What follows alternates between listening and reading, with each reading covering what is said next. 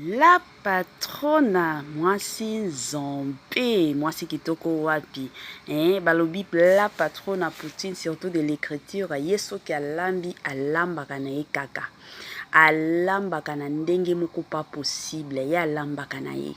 Soki alambi, il faut mokili mobimba eganga, wow. Balobi botama congolais oyoka elengi. Elengi ya ozala congolais bandeko na ngai ezalaka somo wapi. Elengi ya ozala congolais bandeko na ngai ezala kitoko pe gu o wapi. Salut cher Bouchou, salut cher abonné, salut cher connaissance, salut surtout les amis de Étoile Lune Inès TV. J'espère que vous allez bien. Quant à moi, je suis bel et bien, super bien, par la grâce de Dieu. Cher Bouchou, cher abonné et chers connaissances, ya lelo kandenge minya na biso ezo lakisa kane bomo na déjà miniature ezo loba ebele. Miniature na biso epesi déjà message nyonso mobimba. Minya. Ebele ya batu déjà bazo mituna. Titre yango elobi nini. Nini ezo leka entre Pasteur Timothée na la patrona Belvi Kandi mwasi nzombe. Nini ezo leka. Bande konanga, comme d'habitude, avant tokota na mwa makambo na biso ya lelo, ekozala bien nanu na ya ko sensibiliser batu nyonso sika. Toyebi ke na chaîne na biso batu sika bakotaka chaque jour, yango ezalaka penza devoir na biso pona koya ko sensibiliser kabino. Si c'est la toute première fois ya kokota na chaîne na biso, chaîne moko kitoko, chaîne ya batoli pas possible et pourquoi pas chaîne à Bananzambi. Je vous prierai surtout de vous abonner massivement. Abonnez-vous. Cliquez aussi sur la cloche de notification pour surtout recevoir les nouveautés de notre chaîne. Aimez la vidéo, la famille, commentez et partagez. Et que ça la penza au toloba cannabis chaque jour. Tokos Makasim. Bande konanga kandenge na lobaka nanga chaque jour ezalaka bien ceux que ozolandaka Étoile Lune Inès TV zala na yo ya kovanda zwa penza kiti na yo vanda kote mosusu kandenge tosalaka tango oza ya kovanda wana tia mwa eloko ya komela nayebi te opréférera komela nini soki eza jus soki eza sucré soki eza mai. De l'autre côté moi eloko ya kolia baliaka kaka car on ne sait jamais. Olie na yo na pete nyonso, olie na yo na kitoko nyonso, olie na yo na gu nyonso. Moi fufu na yo, moi loso na yo, moi soki nini na yo, kote mosusu ozoliaka, kote mosusu ozomelaka, kote mosusu kandenge tosalaka, matisa na yo volume na yo na niveau moko ya kitoko. Tango zo matisa volume wana, rassure-toi que non, voisin na yo to voisine na yo azoyoka. Ayeba nini elekaka surtout na Étoile Lune Inès TV. Wana eza koto façon ya bien ya osalela Étoile Lune Inès TV évangélisation na système moko ya kitoko somo. Grand merci surtout na balandi nyonso Étoile Lune, ba o nyonso to ba sepelaka na Étoile Lune Inès TV. Grand merci pour na musala kitoko bo salaka ya partage. Objectif na biso comme vous le savez la famille Tito comme le 31 décembre.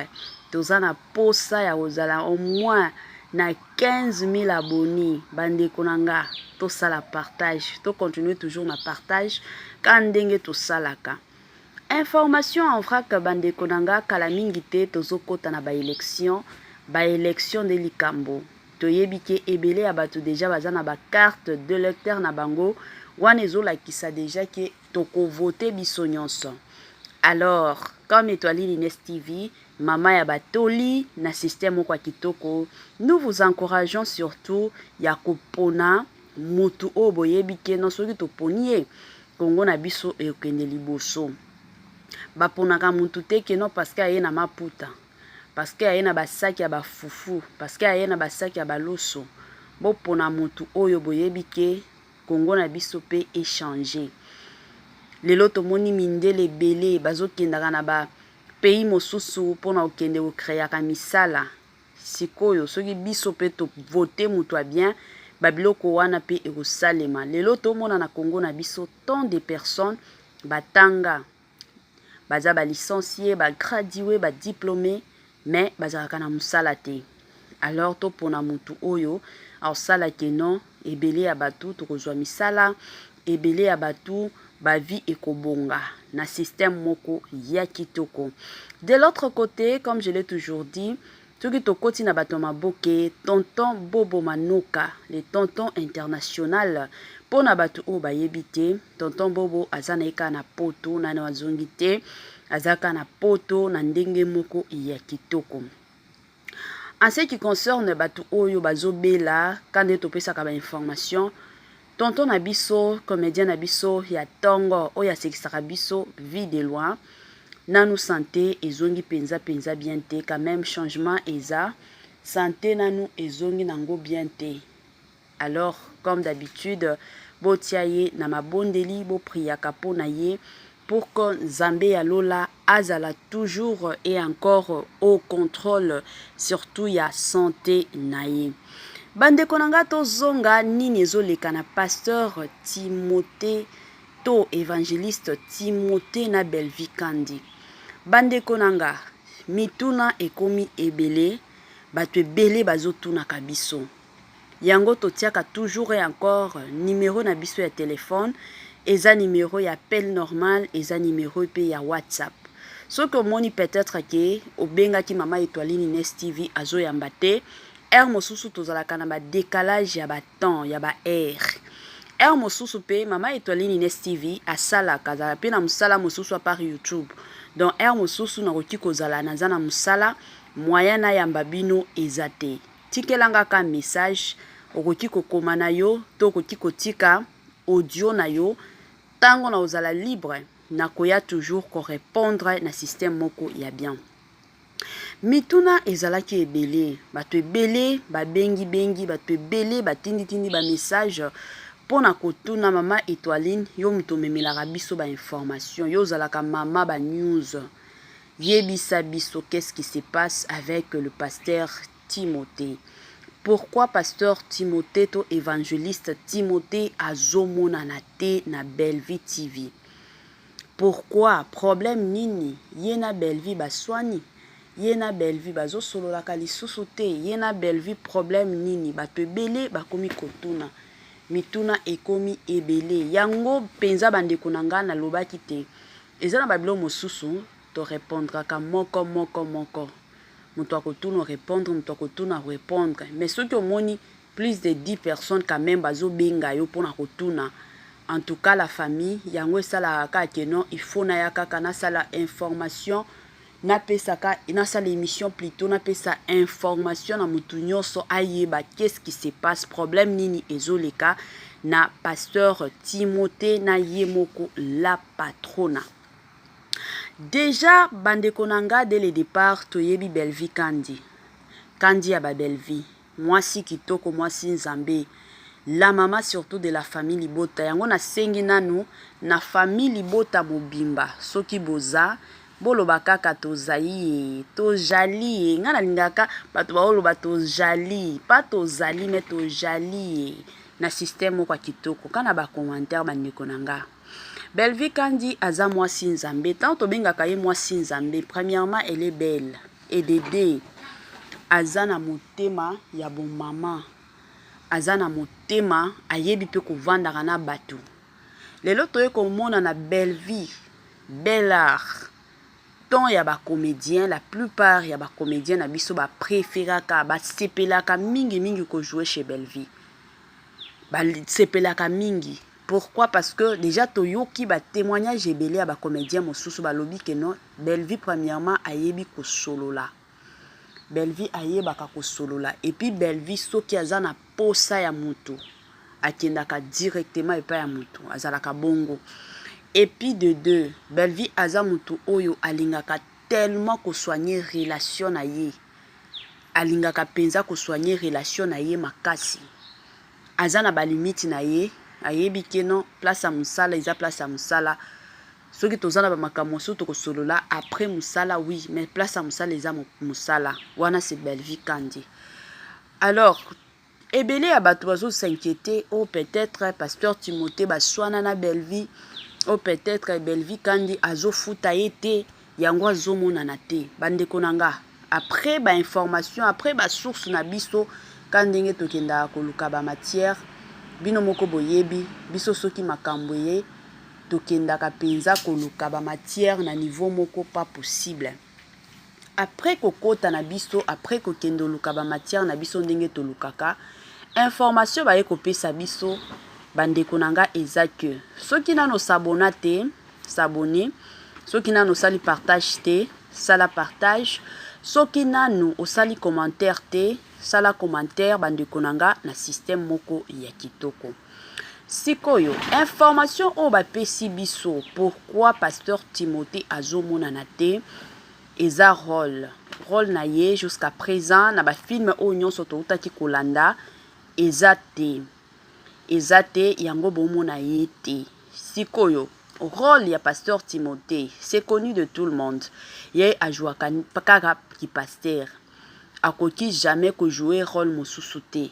Pourquoi? Parce que à des natures toi en réalité azalaka déjà pasteur et puis tango akotaka na ba épisode tango akotaka na ba film ezalaka pona koya kosala évangélisation ayaka te ke non ayab asekisaka batu asala boite ayaka pona kote ya batu ayaka penza pona kosala pe évangélisation kandenge ezalaka ko ramener surtout ba âme ozalaki perdi et pas ya nzambe yango penza ezalaka mission to objectif na ye. Siko na ba film nyonso soki totali bien na ba film nyonso bande konanga rôle ya ki pasteur ezalaki te yango esalaki ke non azomona na te mais soki rôle emonani bande konanga sans vous mentir bon mona le pasteur Timothée akoya penza ako jouer pe kitoko akoya kandenge to monaka akoya penza a jouer akoya koloba ke non peut-être Belvi azo futa ete bande konanga wana kutu na lingi na kota nanga na profondeur te na boy nanga polémique mais toyebi quand même biso nyonso Belvi Kandi afutaka ba travailleur na kitoko batu o nyonso ba comédien ba jouer ke pa ya Belvi Kandi ba futaka bango kitoko yango toye komona ba comédien na biso ebele ba changer ba comédien na biso oyo ba bando jouer kala wana lelo ba komi penza neti ba travailleur permanent na Belart tomoni biso moko to mona façon ba vie na bango échanger façon ba makambo na bango échanger Belvi Kandi déjà na ba comédien mosusu ba apprécier ka Belvi Kandi ba lobi non Belvi Kandi afutaka kitoko pas possible soki eza na batu o bafutaka kitoko Belvi Kandi aza parmi batu oyo bafutaka penza ba comédien kitoko makasi afutaka bien donc ye na côté o mbongo wana bolongo la Belvi Kandi mwasi nzambe bolongo la ye afutaka tellement kitoko yango bomonaki ata ba papa Serge na papa Dingombe ba yembela enzembo c'était pas pour rien bomona ba papa penza mobimba bake koyembela Belvi Kandi nzembo bande konanga toyebi déjà ki na Congo na biso pour que batu mosusu baya kondimela yo ezalaka pasi mais soki omoni ba papa bongo baye kondimela mwana mwasi c'est que azana motema un cœur en or o balobaka un cœur prépenza en or aza mwasi moko afutaka kitoko wapi afutaka na ye sans problème et puis Belvi Kandi ukukuta ete ke o yango Belvi Kandi atongaki yango ayaki ko répondre ukukuta ete ye place à musala ezalaka place à musala c'est fini. Elle a toujours été focalisée dans son travail donc ce qui a osala musala azana y concentré azalaka na tawana distraction te et puis ayebaka soki mutu aye ko sala film kuna il faut na futa ye parce que soki na futi ye lobi to après lobi soki na za besoin na ye soki na bengisi ya koyate yango asalaka toujours l'effort ya ko futa kana ye batu na ye comme ba décembre boy. Déjà c'est connu de tout le monde. Pona bantu mosusu ba yebaka te. Na décembre Belvi Kandila patrona apesaka bonus. Déjà toyebi na misala nyonso décembre ba pesaka bonus. Belvi Kandi pe la patrona asalaka bonus wana na ba travailleur na yedon na batu o nyonso basalaka na belar. Apesaka bonus bandeko nanga na système moko kitoko. Babiloko wana kutu tomona kezaka na ba entreprise ya minene ba entreprise eza na kombo. Mais Belvi Kandi pe aosala ngo na belar. Chaque année, décembre boye pour que batu nyonso ba fêter bien. En tout cas ba o nyonso to ba jouaka déjà baza neti permanent na belar. Belvi Kandi déjà afutaka bango bonus. Wana nyonso pona olobate aza mwasi nzambe, aza mwasi moko ya bien. Donc problème ezate entre le pasteur Timothée na Belvi Kandi. Problème ata muke ezate. Belvi Kandi a respectaka toujours basala nzambe.